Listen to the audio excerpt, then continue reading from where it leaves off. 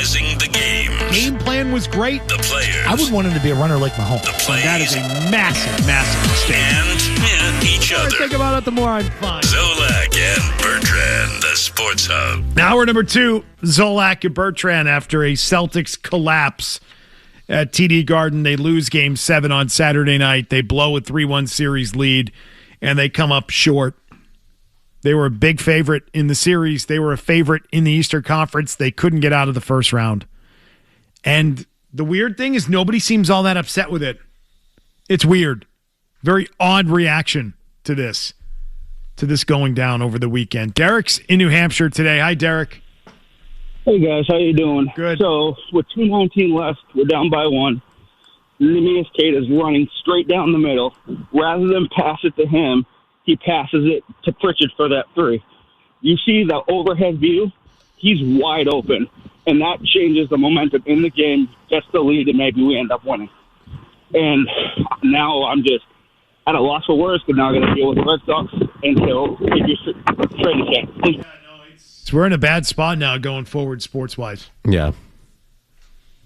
This or that's right around the corner. So that was one of the things that Brown addressed on that stream.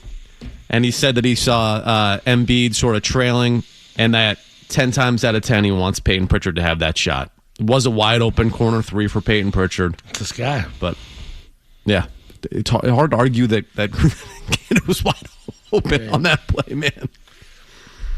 That whole game, by the way, it just felt like, in both runs, they just could not get that one basket to sort of just break through. So frustrating. Because you had legit 3 golden opportunities at the end of that game to take the lead, and you just couldn't do it. Got 2 by Brown, 1 by Pritchard. Mm-hmm. Yep. And they just, again, they blew an opportunity not only to win this series in a Game 7, they blew the year. And I know that a year ago at this time, it didn't feel, or right around the time that Tatum had the injury against the Knicks, you didn't feel like they'd be in a spot and in a position to compete again in the Eastern Conference. The Eastern Conference was wide open for these guys. Wide open. Wide open. And you only get so many cracks at it. These are the prime years of Tatum and Brown right now. And you're now starting to stack some playoff losses where you're like, man, the window here is underwhelming in terms of what they've actually accomplished versus what you thought they were capable of. And they couldn't hit shots, which we're going to keep hearing. We just didn't hit our shots. It's one thing to lose to like Steph Curry or like LeBron James or Luka or Kyrie even in his prime. Or Dwayne Wade and those guys. And just the shot part, right? These guys. Maxey. I love Maxey. Okay. You lost Embiid. Embiid and Paul George. Who they had no answer for. Paul George was 40. But do for all the guys who miss shots in this series, put the 2 guys at the top in the Jays, and then put Derek White, who struggled in this series and didn't have the best of seasons shooting, and Pritchard, and name whoever else you want to add to that list. Does that all happen in a vacuum that they all lose, that they all miss shots? Is that happening just because, they just all are hitting their lull or hitting a bad stretch at the same exact time? Or is something maybe off? Are they not as focused as they need to be? Are they rattled by the stage? What is it? Well, no, I mean, I think that's a fair question to have. Like, with why the are you postseason all flameouts missing at the same time? I just think there's a sense of, again, like the person I talked to, like, doesn't feel like there's an intensity there. Come back to the timeouts, they hang in their heads, they feel they're going to roll the ball out and just win because they've done it so much. All you keep hitting. How many Eastern Conference Finals? How many Eastern Conference Finals have we been together as a unit? Like they throw that one at you. They expect to just get there. And if nothing changes, where they bring back everybody on the roster, and we know that's not going to happen. There will be changes. We just don't know which changes. But let's say for the most part they remain intact and come into next season. Yeah. Will this series serve as motivation for the 2 best players on the roster next year? Because initial impression is it won't. Yeah, I mean, look, I thought last year against the Knicks would have served as that. But then you had that Game 2 loss. As soon as you win Game 1, and I'm here pounding the table saying this year and this team is different and they play different and you're not going to get them playing with their fruit. They did the same exact thing they always do. They play with their fruit in Game 2. And yes, you got up 3-1, man, but that loss wound up being big because Embiid comes in and makes a difference, and you shouldn't have been in the spot that you were in. So, yeah, I don't know how you can look at it and say, wait, we got knocked off by a team we should have beat last year with the Knicks and came back and then got dropped in round 1 to a play-in team. So how's next year going to be different? Because wasn't this year supposed to be different? Because you got embarrassed last year? I expect when it's your time and it's your core and you're a wagon to continually get better every year. Like the Patriots, when they were having that dynasty run, they were 12-4 to 15-1, 12-4, 11-5. It's year after year after year. It's divisional round. Then it's like, where do you play the AFC title game? Are we home or are we away? And that, you just get used to it, and that's where you're at. They didn't get out of the first round. This is like at the end of Brady. Like, we got popped. Yeah, like you're not close right now. Tennessee, Tom's leaving. It's over. It feels like shake-up time. All right, let's talk more about that shake-up time and your calls. Will one of these two players, Brown or Tatum, be gone and on a different team at the start of next season? Let's talk about that right after this. We're back with more Zolak and Bertrand. And those are the things I'm working on with third graders. On the Sports Hub. Everything changes if they lose this series. We all know, like, it could be some serious furniture moving. And I'm talking about the coach stuff, nothing like that. But I'm just talking about this team has to look in the mirror and figure out, are we as good as we really think we are if they lose this series? Gary Washburn from last week, before the Celtics won the series, saying if they manage to lose it, don't they have to look at themselves in the mirror and say, are we as good as we really think we are? I think we found out that answer. They're not as good as we think they are. They're not as good as they think they are. They've blown it in 3 series in 3 of the last 4 years. They were the favorite in all 3 of the series that they've blown in 3 of the last 4 years. And the argument against the Celtics team that did win the title, which had a stacked roster, was that they faced an easy path. And man, does that argument gain more validity by the year with these collapses by the Celtics. They had lost the Knicks series a year ago before Tatum got hurt. They lost 2 games with Tatum in the 3-game collapse at the end of this series. Jaylen Brown was not all that helpful along the way. Couldn't stop turning the ball over. Couldn't stop having issues, missing shots, having trouble scoring in critical moments. He was not a help. They're not as good as they think they are. They're not as good as we gave them credit for being. They're not, and they're not built for May and June, which is a problem for them and one they need to address. So the question is, are both of the star players on this roster still on the roster game 1 of next season? They shouldn't be. They will be. There shouldn't be. Takes balls to shake this thing up. Because you got 2 fantastic players on your team under contract. 2 premier players at the top of their game. One coming off a major injury. One that fought to get back.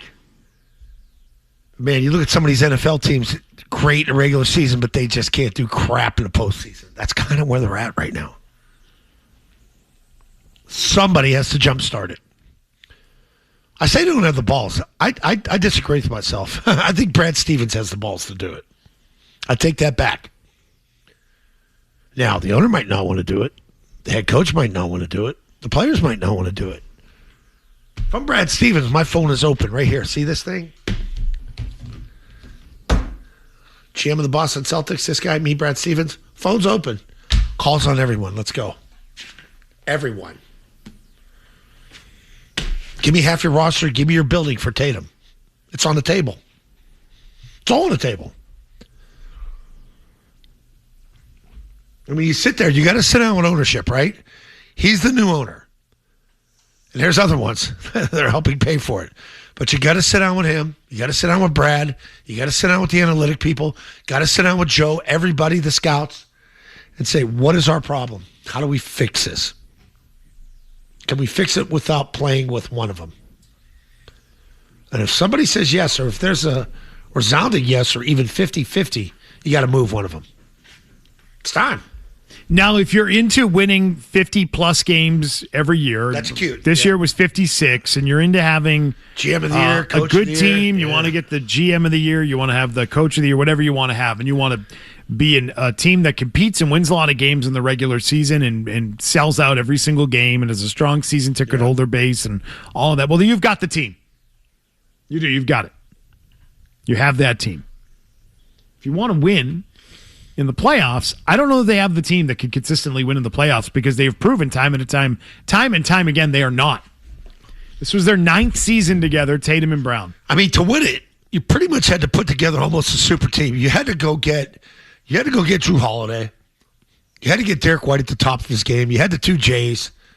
You had to go get Porzingis. Holiday, Porzingis, Horford, they needed all those guys. Those are all veteran guys. If that's what they need, then they're just not good enough. And what's the point? Yeah, then break it up. Because it's not good enough right now with just those 2 and the Pritchards of the world, the Hausers of the world, the Luka Garzas of the world.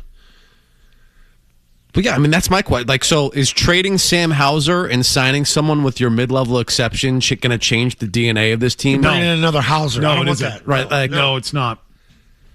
So you're kind of talking yourself into what you got to do. And it might be interesting and it might be fun. You might be a better team. I don't love either of the options moving either of these 2 players, though. It's tough. Yeah. Tatum's got the injury concerns. Brown has this is his favorite year ever concerns. Favorite year ever. The year he didn't play with Jayson Tatum, the year that he was able to... At least he's honest. Right, but does that also take care of itself in a way? Like, is there going to be a conversation where Jaylen Brown's like, hey, you know what? Move me. Yeah, like, I'm ready to have my own team now? Yep. He might. Thank you, Boston. It's been real. Yep. Sure. Send me out west. So I don't know. I mean, are they both on the route? I'm not sure. For the first time ever, I'm not sure they're both here at the start of next season. And here's the thing. That player might be happy being the man somewhere else, the guy, the centerpiece. And the team and ownership might be happy to have the cover right now of blowing a 3-1 series lead and needing to change their DNA, so to speak, that they have the cover to do it without anyone complaining and get his, move his money. It's a possibility. And move the long-term commitment to the player. It's going to be an active offseason. I hope it is. It should be. Again, you just lost in round 1. So you should have, again, some conversations about the foundation of this team moving forward. And how does Brad Stevens view it, though? I mean, I guess that's the real question, right? Yes. Because post-game, it sounded like a lot of guys on the roster and your head coach were willing to blame other outside factors in terms of choking in that 3-1. I'm not into duality. Yeah, not a ton of accountability there. Yeah, I'm not into duality and 2 things happen on both sides of the world. I'm not into that. So does Brad Stevens agree with that, or does he look at it and go, wait, that was a monumental failure and things have to change? Because it should be that one right there. Failure. He knows what it's up. He knows how hard it was to win at Butler and what it means to overachieve. You underachieved. You were stacked. The path to get there was easy.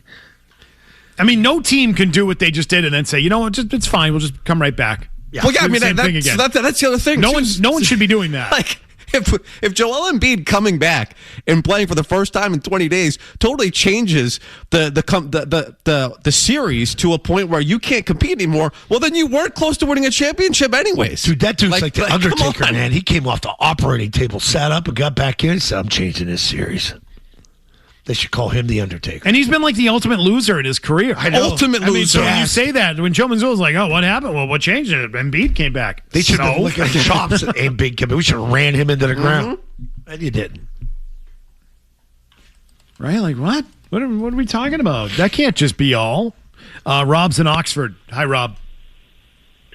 Hey, guys. So I was watching that last 3 minutes of that game, and it didn't seem like they had any type of a game plan. It was just, dish it out and fuck it up. It wasn't even like pick and roll. Did he say? Chuck it up. Oh. Dish it out and chuck it up. He didn't swear. Did it sound like he did? No. I dumped it. Oh, you did dump it. Yeah. Got to be careful. But his point is there's no game plan. There's no adjustments. There's no, plays out of timeouts in critical moments. Right. There are no timeouts in critical moments. All of that. I mean, it's all fair. It's all fair criticism. When you lose, all those things are fair play. Right. Be careful with that word chucking today. Don't call it be a chucking moron. Yeah. Don't stop. Don't do that. I said chuck. I know.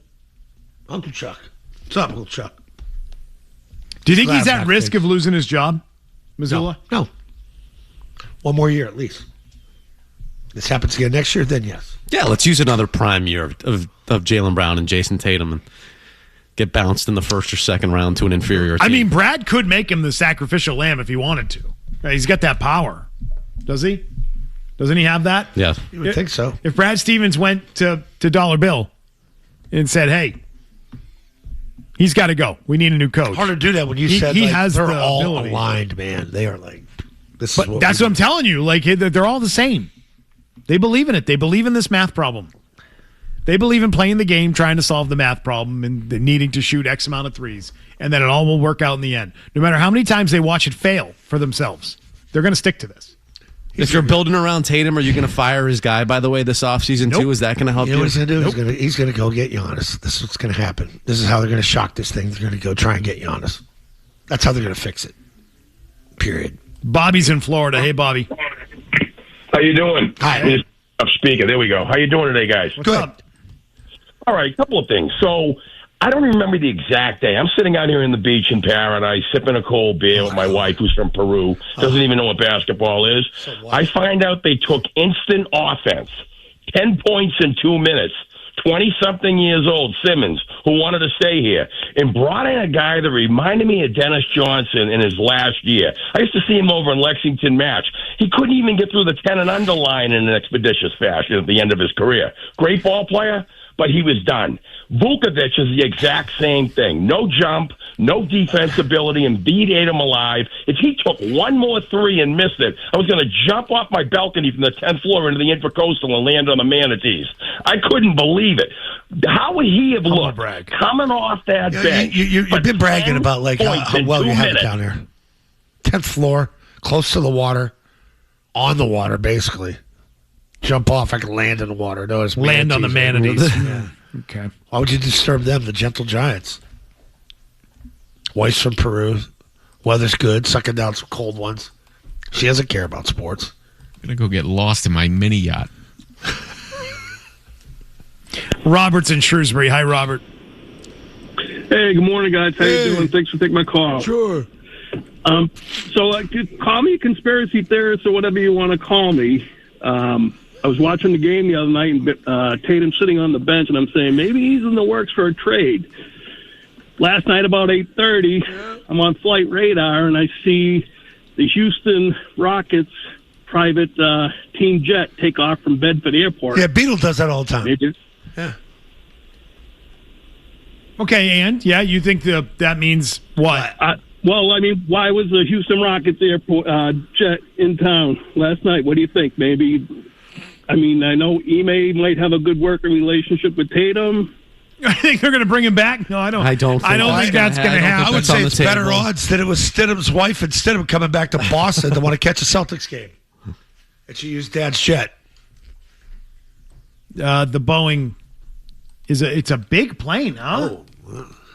Tillman Fertitta and our friend Tillman Fertitta, Tom. No, that's not Kistig.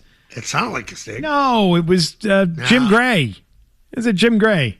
Tom. That's Jim Gray. Tom. Tillman Fertitta. I'd love to go to Macy's. Your morning shows are clowns. I know. What do you want me to do about it? Interesting, though. What's with that? What's with that plane? Yeah, big one. Yeah, it was in Bedford. Yeah, I don't know what it's doing here. Who the hell knows? Can't tell you. Jimmy's in Dorchester on a disastrous weekend in Boston sports. Hi, Jimmy. Hey, what's up, Sol? Hey, what's happening, Jimmy? What's up, boys? I called because they really said no one seems upset about it. I goes, I'm peed off about it. And the fact that Tatum sat at the end of the bench smiling all night. Yeah. And I was more disappointed in the Celtics than the Bruins. I kind of thought the Bruins were going to get beat. At least the Bruins But play with the broken whole ankles and Red broken Sox- hands. Yes. The Bruins had more injuries, and they all showed up and played through it. Oh, it means something to them. Now, Different sport, okay? I'm joking here. That's what you do in hockey. We have that fun little time at the end of the year when all the injuries come out. Who's the guy that had the collapsed lung a little bit? Said he broke the rib. Had a little bit of a collapsed lung. Arvidsson, right? Yeah. Jesus Christ. Tatum would have had to stay home. Yeah. Our thanks also go out to Tillman Fertitta. Thank you. There it is. That's what I was looking for. He's got a little joke and stick to him, though. He does. There's a little crossover there. Let's grab headlines with Tim McCone right now. Zolak. I got a pillow over my head. Bertrand. Doesn't make it normal. The Sports Hub. 617-779-0985. We will get to the Bruins coming up and their loss over the weekend. Their season came to a close.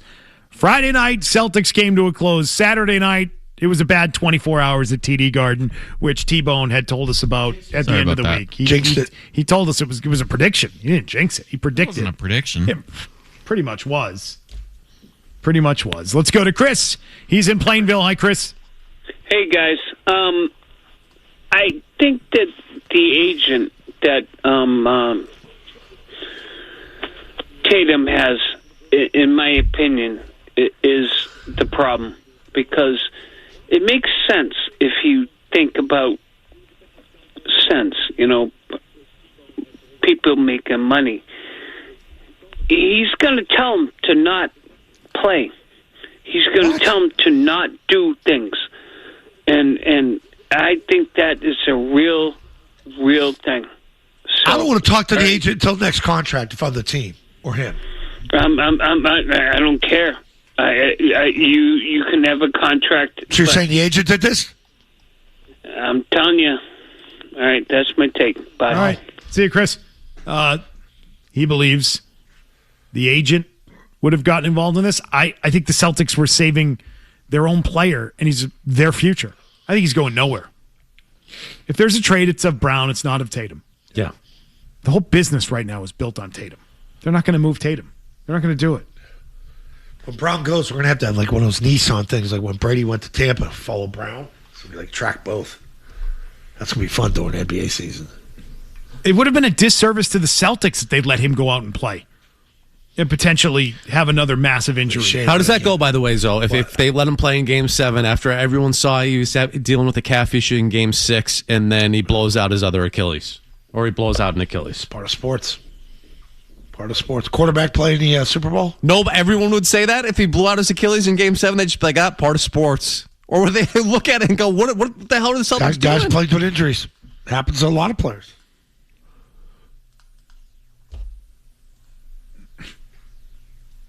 Brown's got tendonitis to the Achilles. He played. He's tight. He's got knee issues. Nothing. You cannot let someone that's coming back from an Achilles injury play in that spot. So if you're the team, you should have got ahead of it instead of putting a laid back guy up there to say, yeah, just felt a little tight, and definitely could have played next I don't need him to explain it to me. I understand it perfectly. Yeah. I think they put him in a bad spot. I don't think it matters. They put him in a bad spot. Tatum coming back was a luxury. That's why I think everybody's happy with it. It's been a good season. Jack in Swansea. Hi, Jack. How you doing? Good. Okay, I think I've got a way to keep both Tatum and Brown and make it work. To me, Tatum's a waste of time playing outside, taking 3-point shots, bringing the ball up. Why not? I'm 82 years old, so I come from the old school. Why not make him like the old-fashioned center? Have him under the basket. He's a great rebounder. He's a great shooter. He does all those things well. There'll be less 3-point shots, and he'll have a reason to go inside. Kick him inside. Put him in the paint. Hey, I thought they could have gone small at some points in this series. They didn't try it. Like, obviously, he's not available for you in Game 7. They don't do that. I wouldn't have hated that at that point. They don't do that. Tommy's in Milton. Hey, Tommy. Hey, guys. How you doing? Good. I just want to say, I was watching the Celtics last night, obviously, and here the thing came to my mind. You live by the 3, you die by it. It's time for and I like Joe Mazzulla, but not anymore. It's time for him to go. He's just his stubbornness and refusing to adjust to the situation. It can't baby anymore. Yeah, he definitely does. Vin and Shirley has something similar to say on Joe Mazzulla. Hi, Vin. Hi, good morning, guys. Morning. Listen, I think that, Joe Mazzulla kind of wanted to not get the Coach of the Year award. I don't want to boil it down to past history is that every guy that won it got fired. And I'm not saying that he should be fired, okay? He didn't do a bad job through the season. He just doesn't call timeouts. He's got issues that, Brad sits them down and tell him, this is what we need to correct in you. You're doing all this other stuff correct, but what you're not doing here correct is this. Timeout usage, roles of the people on the bench. The bench could have been spread out a lot bigger. He wants to keep the size of the guys that are starting it. I think everybody that was on the bench could have done something. Hugo was huge when they put him in there. So, again, that's my take on the whole thing. If they fired Joe, I wouldn't be upset about it. Yeah. All right. Well, I'm going to blame the talent on the roster. I'm going to blame the guys who played. I'm going to blame the superstar that played. I'm going to blame the guy who was in the conversation for MVP this year. He played. He was on the court. He didn't do enough. Team didn't do enough. I'm going to blame him. I'm going to blame Brown. I'm going to blame Derek White. I'm going to blame Peyton Pritchard for having a chance with that three and missing it as badly as he did. They're not clutch. They're not built for the biggest moments. And on the end of it, at the end of it, they don't seem all that pissed off about it, which I think should tell you something about them. It's a real issue.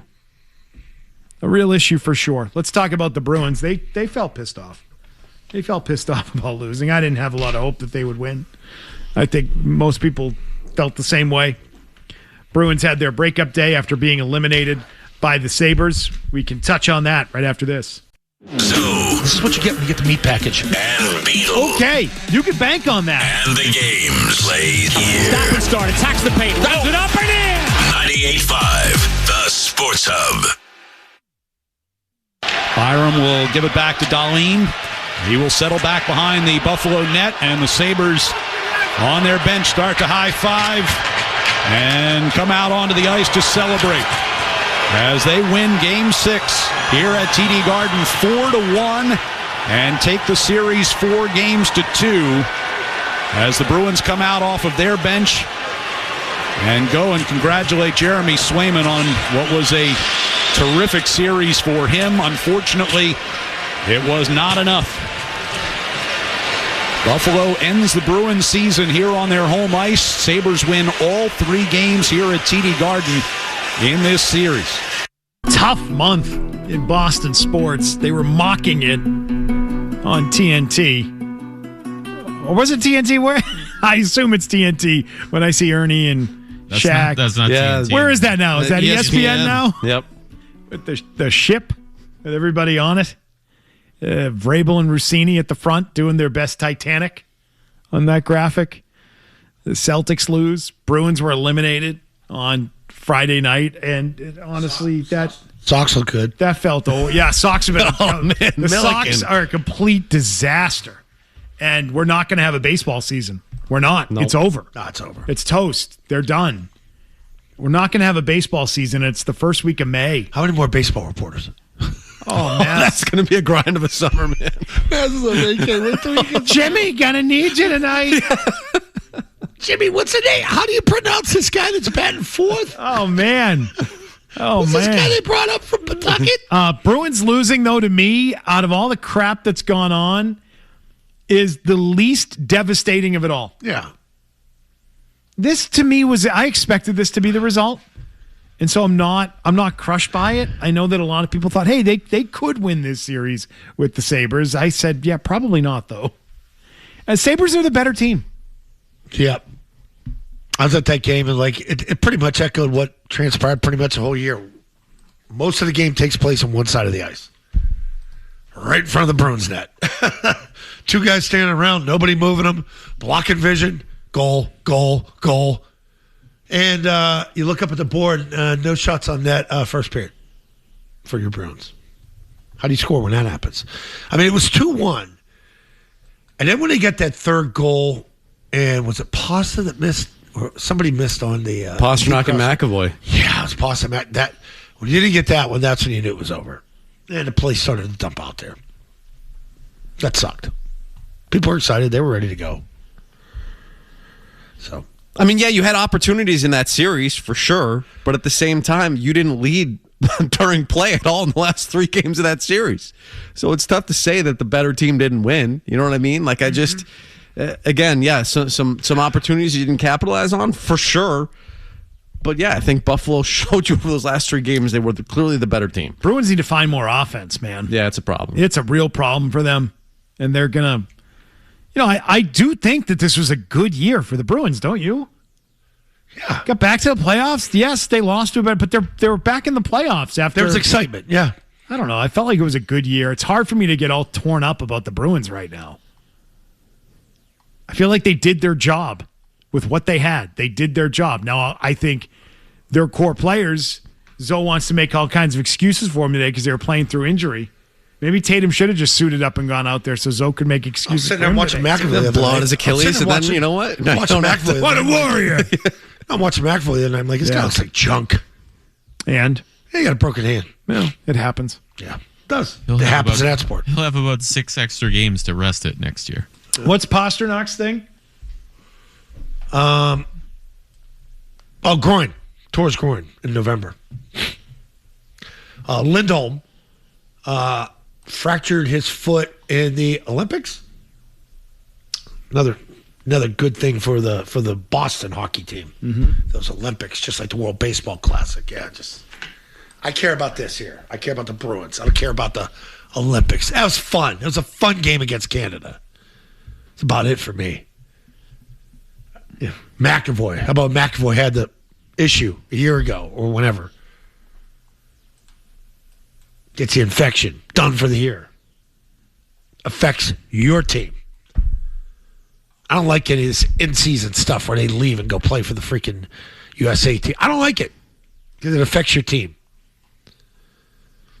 You get paid to play hockey here. Here, for Boston. Should be available. I'd be pissed off if I was a coach and one of my players comes back hurt from one of these things. Whether it's WBC, whether it's the Four Nations, whether it's the Olympics. And I know they all want to play for the Olympic team. It's a dream. I get it. What's more important, a Stanley Cup or a gold medal? Stanley Cup. I mean, that gold medal party was pretty cool down in Miami that one night. Stanley Cup, you party with it all year. Yeah. Take turns. Remember when Butchie brought it to the Cape? Showed all the Bruins fans. Yeah. I do remember that, yes. Yeah. Yes, I do. Let's get to more of your calls on the weekend on the Celtics, which is what everybody's hot on because for obvious reasons they came up so far short of what they should have done. The Bruins on the end, I don't think there's rage for the Bruins losing. No. I don't feel it. I don't feel there's any rage for their year or people being really pissed off. I mean, they're disappointed. They expressed their disappointment. I'm saying fans. Hurt Capella. You could hear Capella in a crowded arena during a timeout. Meaning what? Down on the ice in the corner. Down and away in the corner. Nah. I couldn't tell what he was hearing saying, but he was that loud the entire building could hear him? He goes, there he is. There's the penguin. He goes, how about that? Penguin on the ice.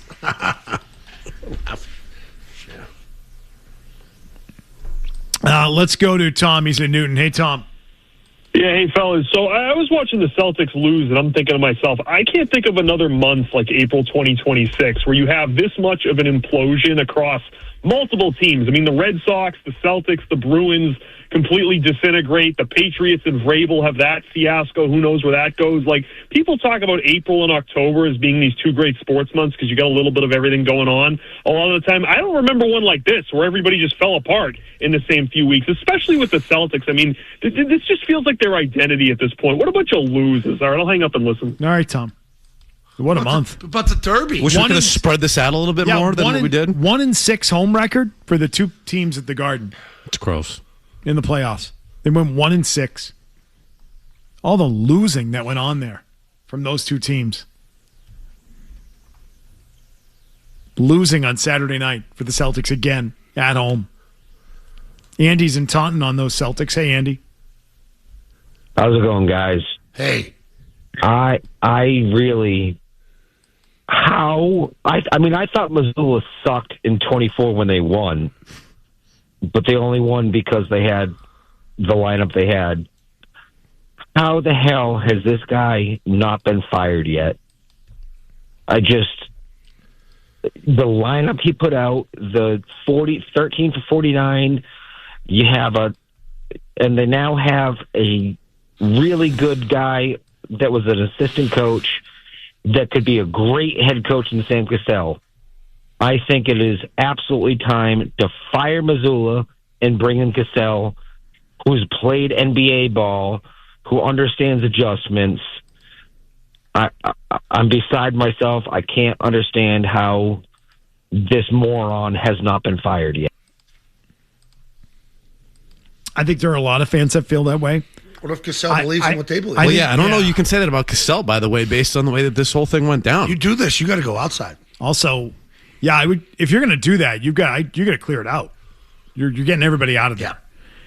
Take your computers and go. The thing that I just feel gets discounted is the comebacks of opponents. Miami, and now this. Right? There are two collapses out of those 3 years. And even last year against the Knicks. Like, there are collapses along the way that I feel shouldn't happen for this team. And you have to look at it and say, why does that happen to us? Why is this what is going on when we get into a playoff series? Yeah. I mean, you can get picked off, I think. You just look at the NBA. And the vast, vast, vast majority of the time, the better team wins in a best-of-7 game series. And so maybe 1 year you get picked off or something like that. But for this to happen 3 times in 4 years, to lose to lesser opponents, is like such a wild thing to take place in the NBA as a whole. I think you have to look at what you're doing. Top to bottom, what's wrong with this team? They need to figure that out. What's wrong with this franchise? And how do they change it in a big way? How do they move the big pieces of furniture, as Gary Washburn had talked about last week? I don't know. I don't know what they're going to do. But I don't think you could just bring everybody back and try it again and think that the results will be any different next time.